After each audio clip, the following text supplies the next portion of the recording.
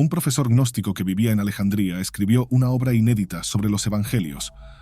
Esta obra postulaba sobre el origen de la fe, sobre los meandros del pecado y sobre la cosmología divina. Este libro era tan extenso que muchos creían que se asemejaba más a una enciclopedia. Muchos estudiosos hablan de 12 volúmenes, otros de 24. Otros discrepan del número, pero nadie niega su importancia. Quizás haya sido el primer hombre en comentar los evangelios. Sé que incluso el nombre de la obra era exegética, lo que sugiere etimológicamente que su compendio sea la génesis de la exégesis. Por primera vez, alguien se atrevió a interpretar.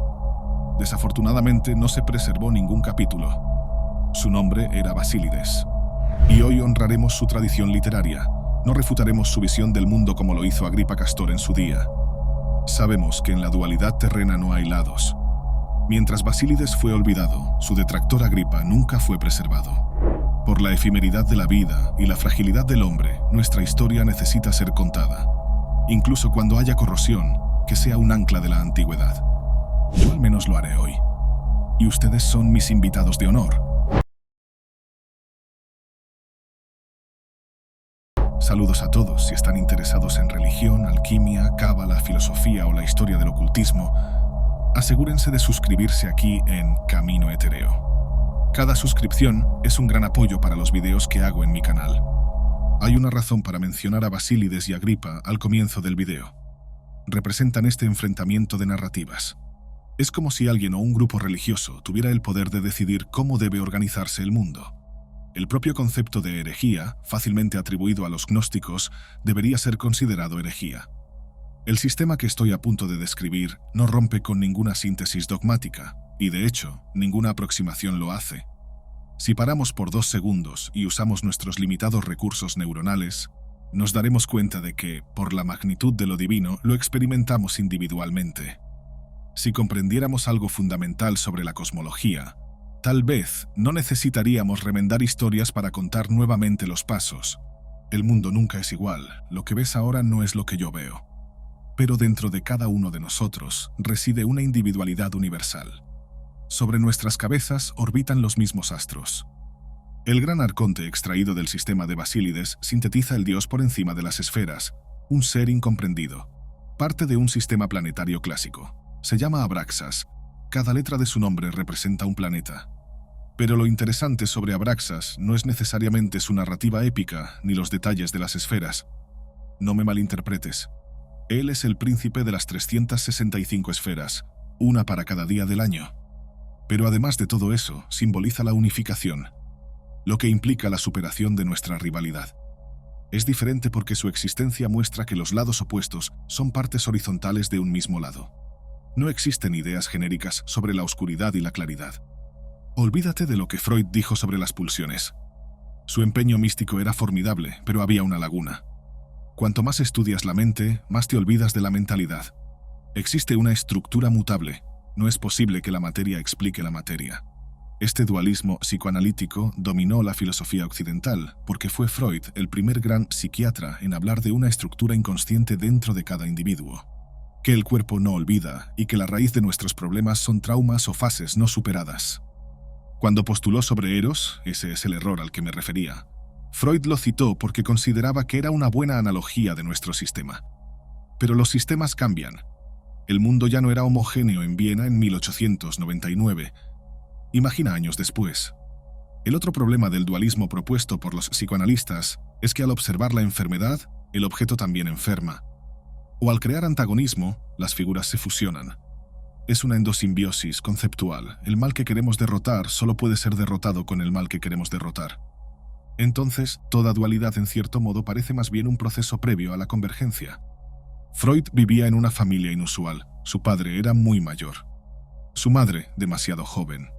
En su casa vivía con primos y hermanos. Durante cierto momento, su vida cotidiana era demasiado caótica. Su mente vagaba por el mundo, tal vez para huir de la histeria contra los judíos. Es posible que su infancia lo haya seducido de tal manera que el complejo de Edipo sea una autobiografía. De hecho, hay una clara contaminación. Freud fue el primer paciente de sí mismo, y eso fue ampliamente divulgado. Pero explicar el mundo a través de batallas con progenitores, La superación de una transgresión sexual y la satisfacción en la derrota parece demasiado confuso para explicar al hombre. Años después, dijo que el hombre no quería solo amar, ansiaba la muerte. De nuevo, dentro de una cartografía limitada, los pensadores fallaron en describir lo que no entendían en términos de igualdad. Pero no existen balanzas cósmicas. El valor absoluto que impera sobre toda la materia, por encima de las fluctuaciones divinas y de las fantasías terrenales, se llama abraxas. Mencioné el dualismo psicoanalítico freudiano para poder citar la antítesis. Otro psicoanalista que cada vez aparece más en nuestros videos se llama Carl Gustav Jung. A diferencia del austríaco, Jung no estaba limitado por el materialismo psicoanalítico. Miraba hacia el inconsciente humano y veía un vasto cosmos, donde símbolos arquetípicos y mitologías ancestrales no eran limitantes. Era allí, casi oscurecido, donde se escondían verdades profundas sobre la psique humana. Para Jung, la búsqueda gnóstica era en muchos aspectos un largo viaje psíquico, donde los pasos del pasado continuaban en el presente. El gnosticismo ofrecía una estructura metafísica que creaba una conciliación psicoanalítica con su teoría de los arquetipos, en la que el proceso de individuación se asemejaba a la ascensión espiritual descrita por los antiguos. Porque Jung, que para ese entonces ya había roto con Freud, creía que el hombre no podía ser entendido solo a través de los sentidos. No era un simple cálculo matemático. Si Freud estaba atrapado en la materia y la dicotomía simplista, Jung veía más allá, buscando una totalidad que solo los clásicos se atrevían a perseguir. Entendió el dualismo no como una batalla entre el bien y el mal, sino como un camino hacia la integración. Por eso, Abraxas es tan relevante hoy en día. No niega los opuestos, sino que demuestra que la atracción de los opuestos crea la unidad divina, la última instancia del alma. Abraxas no es simplemente un dios imponente por encima de las esferas, como supuestamente defendía Basílides. Sus textos se convirtieron en fragmentos, y su nombre se convirtió en una cita barrida de las bibliotecas occidentales. Pero su estudio se convirtió en un símbolo de la unificación de los opuestos. Él encarna tanto la luz como la oscuridad, la creación y la destrucción. Este es, de algún modo, el Dios Supremo, para que no haya distinciones ni confusiones excesivas. La unificación opera en esferas superiores, por encima de las dualidades. Como les dije, no necesitamos necesariamente superar nuestra naturaleza pragmática. Creo que eso sería incluso imposible. Lo que se propone siempre es la integración del conocimiento, porque en última instancia esto nos permitiría trascender mediante la gnosis. Es casi un disfraz. Sabemos que, en el mundo virtualmente hablando, el imperio del demiurgo opera en los niveles sensoriales. Se infiltra en la percepción creando un mundo particular perverso. Camufla sus intenciones, dando migajas. Esta simulación debe ser superada. El tiempo en la Tierra no es un periodo de descanso ni un regalo divino. Esta estancia limitada es parte del proceso de integración. Dominar los meandros detrás del telón y descubrir cómo operan las energías vitales del universo en los bastidores es el camino que debe ser ambicionado. Porque es justamente siguiendo este camino que encontraremos nuestro sentido. Este sentido está integrado a la matriz divina.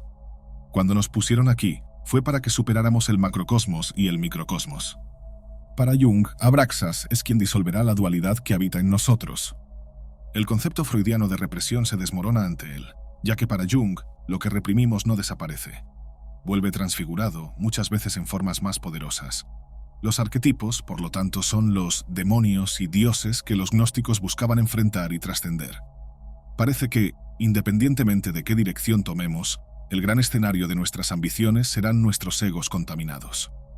Este dualismo es un esquema realmente seductor. Piensa en las grandes guerras, en la rivalidad masculina, incluso en las guerras frías con casi ninguna sangre derramada. Esta mentalidad no es rudimentaria, no es primitiva. Existe un esquema moderno, un diseño divino, como si la divergencia fuera un instrumento del demiurgo para mantenernos atrapados en ciclos viciosos. Esta visión del mundo quizás opera en niveles aún más inconscientes, tal vez en el subconsciente jungiano. Ahora haré una cisura metodológica. Dejaré el psicoanálisis y entraré en la filosofía.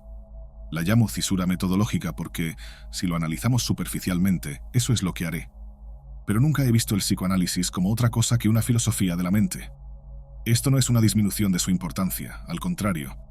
No existiría mente sin el psicoanálisis, pero el psicoanálisis habla de la superación. Esta es, en el mejor de los casos, una visión optimista. Aunque hay errores en las interpretaciones modernas, lo opuesto a esto se leería en la obra de Nietzsche, que pronto debería ganar más importancia aquí en el canal. Pero ahora quiero rescatar el concepto de eterno retorno. Esta teoría tal vez explique cómo se organiza el mundo, cómo las personas ven sus reflejos y cómo nuestras sombras se llenan de aprehensiones ajenas. Aquí es donde el demiurgo actúa en la farsa maniqueísta. Nietzsche era, ante todo, lógico. Pero esto no es sorprendente. Los meandros cognitivos son dominios sensoriales. Cuando pensamos, estamos ejercitando nuestra mente. Este es el punto de partida. Esta lógica, algo común en la filosofía, superaría la histeria dogmática y el empeño de la fe. Porque sin fe existe lógica. El hombre solo puede creer en lo que puede ver. Este también es un error, porque sobre el hombre operan energías superiores que alteran la realidad. Esto nos lleva nuevamente al materialismo, y una vez más se vuelve imposible medir la realidad observando solo los polos o la ciclicidad del hombre. Incluso dentro del materialismo dialéctico existe una falla. Entonces la lógica de Nietzsche necesita estar anclada en algún punto. Decidió usar este marco dentro de la cosmología, aunque no utilizó el término en esa época. Creía que, considerando la existencia de una malla infinita que resguarda la propia existencia, sería imposible que la malla pudiera ser reconstruida. Con la lógica matemática pensó en algo obvio. Los científicos dirían que sería imposible que un nuevo Big Bang germinara otro embrión de la humanidad similar al anterior. El tiempo bajo este manto es infinito, sin curvas relativas. Si el tiempo es infinito, entonces la vida también debe ser infinita. Este eterno retorno explicaría nuestra propensión a recaer en errores y fallos morales. Explicaría por qué los hijos siguen los pasos de los padres, por qué fallamos al cambiar, incluso cuando el cambio es una necesidad. También explicaría por qué siempre rivalizamos y siempre buscamos tótems. Y creo que esta filosofía reside en cada uno de nosotros. Es lo que el demiurgo usa para desacelerar nuestro paso. Es algo subconsciente, en la epidermis del arquetipo de Dios. Allí, Dios nos repele, la vida nunca cesa. ¿De qué sirve cambiar si la vida es este constante retroceso? Este pesimismo es un ancla lanzada por el demiurgo, sostenida por los arcontes. Nos aleja de las esferas superiores y de la integración. Para superar esta artimaña maligna, es importante que comprendamos estos paradojas. Porque la dualidad es humana, la tríada es divina. Pero esta tríada es una formulación representativa. Es como lo divino se presenta ante las limitaciones humanas. El hombre solo comprende en la integración con el uno. Esa es la verdad gnóstica. Dios se presenta. El hombre deja de intuir, finalmente sabe. Y Abraxas simboliza el camino que rechaza la simplicidad y celebra la paradoja. Representa el proceso de individuación, que no trata de elegir un lado, sino de encontrar el centro, el lugar donde lo divino y lo profano se encuentran. Este camino, volviendo a Jung, es similar al que los gnósticos siempre buscaron. Liberar el alma del demiurgo de la ilusión del mundo material para alcanzar el tesoro de la luz. Aquí reside la importancia de Abraxas. Él es el dios de los 365 eones, el señor del tiempo y del espacio, pero también es quien trasciende esas limitaciones.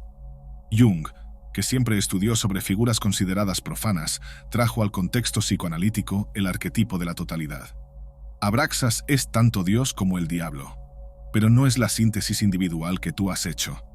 A diferencia de Freud, quien temía al inconsciente como algo que debía ser domesticado, Jung veía una posibilidad de experimentar lo divino, y el gnosticismo era la herramienta más calibrada. Los antiguos gnósticos, como Basílides, tenían una comprensión profunda del alma humana. Sabían que, para trascender la prisión cósmica del demiurgo, debíamos mirar hacia adentro y encontrar a Abraxas. Porque la chispa divina reside en cada uno de nosotros. No somos enteramente nada, pero somos partes del todo. Dentro de cada uno de ustedes existe un universo. Si todas las personas murieran al mismo tiempo, el mundo sucumbiría. Este es otro paradoja. El hombre que destruye el mundo es el hombre que se destruye en el proceso. Pero al proteger el mundo, se da cuenta de que su subsistencia puede estar amenazada. Porque en el mundo material operan sistemas económicos. Para sobrevivir, debemos ceder. Pero si cedemos, pereceremos. Entonces el hombre finalmente reflexiona sobre la efemeridad de la vida y posterga su iluminación, al igual que otros hábitos que podrían salvarle la vida. Esta es otra fantasía del demiurgo. El hombre no cree realmente que algún día morirá. Incluso dentro de la lógica filosófica, la vida es eterna en la percepción humana. Si realmente supiéramos que después de 70 aniversarios enfrentaríamos la muerte, la mayoría de nosotros tendría prisa. Y la prisa es algo que el demiurgo repele. Y al igual que antes, Abraxas nos ofrece consuelo. No es el punto final de la epopeya espiritual, es el inicio de una nueva era psíquica. Al invocarlo, el ser humano comienza a entender que las dicotomías que gobiernan su vida, cuerpo y alma, bien y mal, luz y oscuridad, son disfraces. La verdadera gnosis no es simplemente elegir entre un lado u otro, sino la aceptación de que ambos coexisten. Esta es la revelación final, el último secreto que solo aquellos que han recorrido el camino del conocimiento pueden ver. Abraxas no es un dios que en sus últimos minutos destruye el cosmos y lo recrea. Mantiene el equilibrio. Si Abraxas es la fuerza que sintetiza los opuestos, el demiurgo, por otro lado, representa el poder que nos mantiene atrapados dentro de esas divisiones. En el gnosticismo, él es una entidad ciega, falible y muchas veces malévola, que cree ser el creador supremo. Es el regente de las ilusiones terrenales, quien impide que el alma alcance la verdadera luz, y su arma más poderosa es la ignorancia. Pero incluso el demiurgo no debe ser comprendido en términos dualistas. Al igual que todo dualismo es una seducción, él también es la integridad de una falla. El demiurgo es, hablando de forma analógica, la ausencia de gnosis reencarnada y personificada en la divinidad. Es como si, para entender la maldad en términos de equilibrio, debiéramos comprenderla en términos de ausencia de conocimiento. Abraxas mantiene al demiurgo y a Dios por debajo para simbolizar la extensión de dos caminos. Esto nos acerca al demiurgo, pero nos hace desear el consuelo de Dios. Porque la analogía es clara, somos hijos de un Dios ignorante, pero en la trascendencia encontramos la gnosis. Abandonamos la ignorancia y reconocemos la verdadera paternidad. El dualismo propuesto aquí debe ser percibido como una ejemplificación de los caminos distintos que el alma puede tomar, y al mismo tiempo, la distinción entre la integración y la divergencia. Por eso, en su esencia, el demiurgo no es un villano clásico. Desempeña un papel fundamental en la cosmología gnóstica al ofrecer resistencia. Resistir es una forma de enseñanza. Su función es crear el escenario en el que las almas son probadas, donde la lucha contra la prisión material se intensifica. Para que Abraxas, el unificador, sea encontrado, es necesario que existan opuestos a reconciliar. El demiurgo está en el centro de esta creación dualista. El gnosticismo ve el mundo material como una prisión, una obra distorsionada. El demiurgo actúa como el guardián de este mundo ilusorio, bloqueando el acceso al tesoro de la luz. A través de sus esferas aprisiona las almas, manteniéndolas atrapadas en ciclos interminables de ignorancia y reencarnación, lejos de la verdad divina.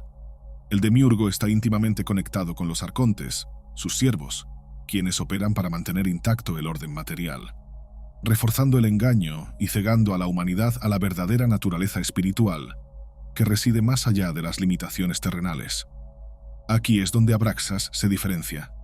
Si el demiurgo mantiene las dualidades como herramientas de control y manipulación, Abraxas las trasciende. No es una fuerza opuesta al demiurgo en un sentido maniqueo simple, sino una entidad que incorpora y supera la propia idea de dualidad. Mientras que el demiurgo quiere que la humanidad vea el mundo en términos de divisiones, Abraxas existe para mostrar que esas divisiones son ilusorias. Su función no es destruir al embaucador demiurgo, sino revelar que la naturaleza del cosmos trasciende los juegos de poder del mundo material. Irónicamente, para trascender nuestra propia esencia, debemos abandonar nuestra naturaleza. Es lo que Abraxas hace con el demiurgo. Necesitamos entender que él también es parte de la totalidad que Abraxas personifica. En el simbolismo gnóstico, el demiurgo no está fuera del sistema divino, es parte de él, aunque ciegamente. Su ceguera le impide percibir la luz superior. Y es precisamente esta ceguera la que transmite a la humanidad, haciéndonos creer que somos seres meramente físicos. Pero Abraxas, en cambio, nos muestra que incluso el demiurgo, con todas sus limitaciones y errores, tiene su lugar en el gran orden de las cosas. Representa la ignorancia que necesita ser superada para alcanzar la gnosis. El camino gnóstico es una liberación del dominio, el arranque de las cadenas físicas. Abraxas es a quien encontraremos al final del túnel. Al integrar lo que está separado, nos unimos a lo divino. Por más poderoso que sea dentro de las esferas materiales, el demiurgo es limitado. Su naturaleza le impide acceder a los misterios cósmicos que Abraxas domina. Por eso asume este papel paradójico. Crea los obstáculos y las ilusiones que hacen que el alma se pierda, pero al mismo tiempo, es su existencia la que hace posible el camino hacia la redención. Él es tanto el desafío como el desafiado. Para alcanzar la plena gnosis y liberarse de las ataduras materiales, el adepto debe trascender el mundo, no destruirlo, sino comprenderlo. Por eso, el dualismo nos adoctrina en esta guerra de poder. El gnosticismo nos permite conocer lo extraño, no subyugarlo. Abraxas no contempla la victoria, pero eleva a los vencedores. Revela que, detrás de las ilusiones creadas por el demiurgo, existe una verdad mayor, una unidad que lo abarca todo. Para protegerse, no uses bastones, lanzas ni escudos, solo el conocimiento basta. Es por esto que admiro mucho esta distinción filosófica, y porque creo que el gnosticismo es tan importante en nuestra progresión humanista, porque son ellos quienes dirán que Dios se inclina ante lo mundano entregando alegorías. Pero el mal no nos desea, simplemente ignora la sabiduría superior. Como actúa sin conocimiento, nos enseña lo que la ausencia de reflexión fertiliza. Si lo analizamos, el gnosticismo muestra que el mal no es sádico, misterioso y distante. Muestra que todos podemos actuar como Satanás. Basta con flirtear con la ignorancia. Esta es una actitud activa. Pero la pasividad también es condenable. Al no buscar el conocimiento, la ignorancia no solo se vuelve obvia, sino también nutrida. Sepan que el demiurgo, con sus arcontes, puede intentar aprisionar las almas en ciclos de repetición e ignorancia. Pero Abraxas no es un tirano perpetuador de su obra. Mientras el demiurgo es, Abraxas fue. No existe dualidad. La coexistencia no existe. Cuando hablamos de coexistencia, se hace casi imposible no hablar sobre el cristianismo. Hablar de Cristo en la historia gnóstica es, de alguna manera, inevitable. No se puede hablar de trascendencia sin mencionarlo. Y, al igual que otros grandes arquetipos universales, su figura atraviesa el tiempo, las tradiciones y, especialmente, las capas de la realidad que estamos a punto de desvelar. Pero para entender su papel en este vasto sistema, es necesario regresar a los primeros movimientos del cosmos. Antes de que el demiurgo creara el mundo material, la luz original habitaba lo que podemos llamar el pleroma, un estado de totalidad divina. Era una existencia plena en la que no había necesidad de divisiones ni separaciones. Sin embargo, ocurrió un evento inesperado. El surgimiento del demiurgo, en su ceguera y arrogancia, al intentar replicar lo que no comprendía, construyó el mundo físico. En ese proceso, no se dio cuenta de que sus creaciones eran sombras imperfectas de lo divino. Cristo entra en este punto, no como un salvador convencional, sino como el redentor de la luz oculta. Él es el Logos, la manifestación viva del conocimiento divino, del verbo que se hace carne para recordar a las almas prisioneras que su origen no es la materia, sino la luz. En el gnosticismo, Cristo es el mensajero de una verdad que los poderes de este mundo intentan ocultar. Él revela a los iniciados el camino de regreso al pleroma, desafiando el poder de la ignorancia. Cuando hablamos de Abraxas, Cristo se vuelve aún más simbólico. La visión cristiana tradicional habla de su muerte y resurrección como el momento en que salvó a la humanidad. Pero desde el punto de vista gnóstico, su muerte fue una travesía simbólica a través de estas esferas, una bajada por los eones, donde cada nivel representa un estado de ignorancia e ilusión que debe ser superado. No murió simplemente para liberar los pecados terrenales, sino para romper las cadenas del ciclo de reencarnación impuesto por el demiurgo. Al descender a la materia, Cristo se convirtió en el ejemplo máximo de que la luz puede infiltrarse en las tinieblas y encontrar un camino de regreso. Cristo es el embajador de Abraxas. Él muestra que el pecado se purifica a través de la fe y que existe una unificación con lo divino, que no nos repele, sino que nos trata como hijos. Ahora, para comprender mejor estas esferas de Abraxas, debemos verlas como capas del cosmos con diferentes grados de percepción. Cada una de las esferas representa un desafío psíquico y espiritual. Son 365 en total, como mencioné antes. Para los gnósticos de todo el mundo, existe un consenso sobre cómo cada una de estas esferas es gobernada. Todas son vigiladas por emanaciones o arcontes, quienes intentan aprisionar las almas dentro de la realidad limitada y distorsionada. Los arcontes son maestros de la ilusión, guardianes del tiempo y del espacio. Mantienen la mente humana fragmentada, incapaz de ver el todo. Abraxas, como regente supremo de estas esferas, no las controla como un tirano. Está por encima y más allá de ellas, pero aún así las habita. La naturaleza de Abraxas es paradójica, como ya habrán notado. Él es el Señor del tiempo, pero está fuera del tiempo. Rige los días, pero también lo eterno. Cada una de estas esferas es una prueba de que, a lo largo de su viaje, el alma debe superar las fuerzas que la restringen, y el camino hacia la gnosis se recorre esfera por esfera, hasta alcanzar la luz que existe más allá de ellas. No podemos acceder a la totalidad desde los bordes. No terminaremos a la mitad. Piensa en las esferas como un gigantesco ciclo cósmico. En el fondo funcionan como una versión mística y elevada de la realidad que conocemos. Una repetición de días y ciclos terrenales, donde el alma puede perderse fácilmente. Cada esfera representa un estado de conciencia, una prisión sensorial o intelectual en la que la humanidad vive cotidianamente. Algunos de nosotros estamos atrapados en la primera esfera, la más densa, donde el materialismo y el deseo gobiernan. Otros están en esferas más elevadas, pero aún limitados por conceptos como la moralidad rígida o la creencia en una verdad absoluta, que en realidad es más una prisión disfrazada de liberación. Cristo atravesó estas esferas como alguien que venció la sumisión al poder de los arcontes. Al descender y resurgir, demostró que la clave para la ascensión es la superación de cada una de estas capas de ilusión. Reveló a sus discípulos que el camino hacia la verdad es el conocimiento, la gnosis, y que el alma, para ascender, debe atravesar cada una de estas emanaciones de ignorancia. Esta travesía de Cristo es también una travesía de Abraxas. He aquí otra paradoja. Si Abraxas es la síntesis de la luz y la oscuridad, Cristo representa el movimiento entre estas dos fuerzas, lo que reconcilia el paradoja divina. En la mitología gnóstica, Cristo no solo trasciende la dualidad, sino que revela el propio camino para que los humanos también lo hagan.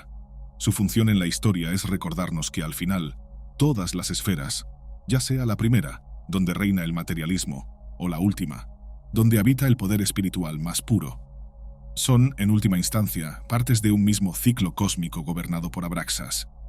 Cristo es el Logos vivo, el conocimiento encarnado que ilumina el camino para aquellos que se atreven a buscar más allá de la apariencia y romper los velos creados por el demiurgo. Así, el camino gnóstico no busca confrontar el cristianismo de forma antagonista, ya que también ha bebido de su fuente. Pero esto cambia un poco las cosas. Cristo deja de ser un salvador tradicional. Se convierte en un arquetipo del viajero espiritual, alguien que ha superado las esferas, no a través del combate físico, sino mediante la revelación de la verdad. Y al hacer esto, nos enseña que también podemos hacerlo. Dentro de este arquetipo, quizás similar al del viejo sabio, está estrechamente vinculado con los maestros. Dentro de la ficción, es el que conoce el planeta, regresa a casa y avisa lo que ha visto, lo que permite que otros analicen el relato y decidan si seguirán el mismo camino. Cristo no es la inclinación de un ángulo, sino la posibilidad de superación. Ahora que hemos recorrido los niveles de significados ocultos y desvelado algunas de las complejas capas del gnosticismo, llegamos al punto más importante, la síntesis de los opuestos. Quiero discutir cómo esta comprensión lleva a la armonía universal. Durante años, mis estudios se han convertido en parte de varios otros compendios. Nunca me interesé por la titulización académica. Hoy escribo en otros periódicos y estoy a punto de hacer grandes descubrimientos. Pero normalmente no dejo que mis inclinaciones personales contaminen mi análisis, al menos superficialmente. Porque no hay nada más engañoso que suponer que una persona al dejar su huella en algo, no deje también su ADN. No me considero un gnóstico, sobre todo no uno clásico, al menos no soy solo uno más. Creo en la convergencia, en la unificación colectiva de la conciencia. Un día quizás postule sobre esto. No se trata de descubrir la fórmula secreta de Dios, sino de cómo cada uno de nosotros debe ejercitar el intelecto para que, colectivamente, podamos trascender la ignorancia. En el centro de la cosmovisión gnóstica está la búsqueda de la reconciliación de lo que parece irreconciliable. Por ejemplo, la idea de que la conciencia humana es colectiva dentro de una visión determinista. En nuestra realidad, el bien y el mal, la luz y la oscuridad parecen estar en una guerra eterna. Pero esta guerra es un reflejo de una comprensión limitada, impuesta por fuerzas que intentan mantener al alma humana atrapada en las esferas de ilusión. Es aquí donde la doctrina de Abraxas, con la contribución de Basílides, muestra que la producción humana es liberadora. Son ellos quienes revelan que el camino de la gnosis, el conocimiento supremo, puede ser la superación, no la destrucción. Esta es la base de una liberación y evolución colectiva. Porque al no destruir, nos volvemos casi pacifistas. Y aquella pulsión de muerte postulada por Freud se diluye por completo. La gnosis no es solo conocimiento intelectual o espiritual. Es la comprensión directa de la naturaleza del universo. Es el proceso de desenmascarar las ilusiones que nos llevan al estadio final de iluminación. En términos lógicos, no parece tan aterrador. De hecho, no hay nada más aterrador que la propia ignorancia. Afortunadamente, hasta donde sé, ninguno de ustedes está recorriendo este camino. Que la luz de verdades superiores ilumine nuestros pasos terrenales. Este es el verdadero legado gnóstico. El resto es artimaña y ceguera espiritual.